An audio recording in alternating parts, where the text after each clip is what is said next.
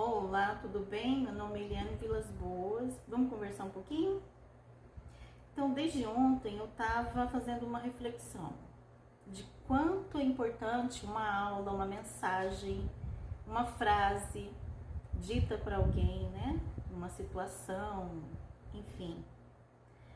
Então, o que aconteceu nessa aula que eu participei e que eu ainda lembro até hoje que fez muita diferença na minha vida? Eu vou contar por quê. O professor, ele disse o seguinte: aos 30 anos de idade, quer dizer, na casa dos 30, a pessoa já definiu o que ela vai ser na vida dela. A sua posição social ali já está definida na casa dos 30 anos. E isso mexeu comigo, porque eu estava com 35 anos, era dona de casa, mãe de 2 filhos, e não queria só isso para minha vida, né? Eu queria algo além. Eu entrei tarde para a faculdade devido aos compromissos de mãe, né? Mas eu queria algo mais para minha vida.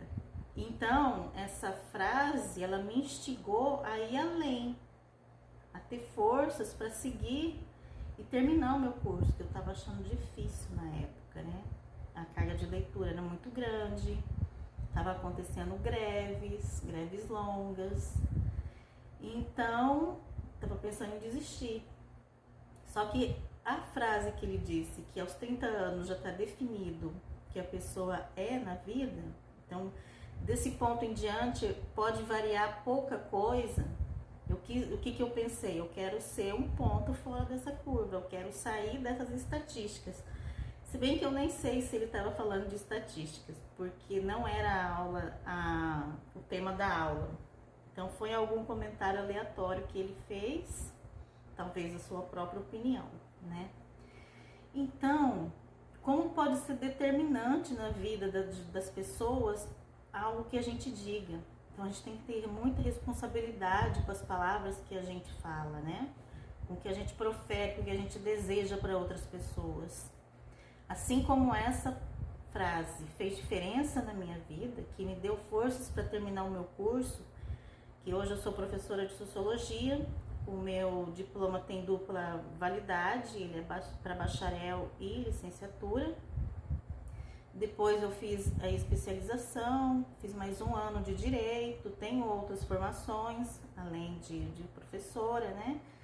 Então, e tenho também as minhas metas, que vão além ainda de ser professora, né? Mas assim, eu já saí daquela posição em que eu estava, que eu me encontrava aos 35 anos de idade.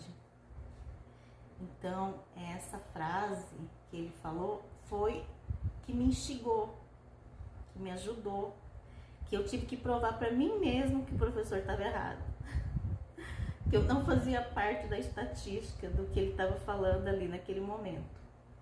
E vocês, o que vocês acham? Vocês acham que isso está certo?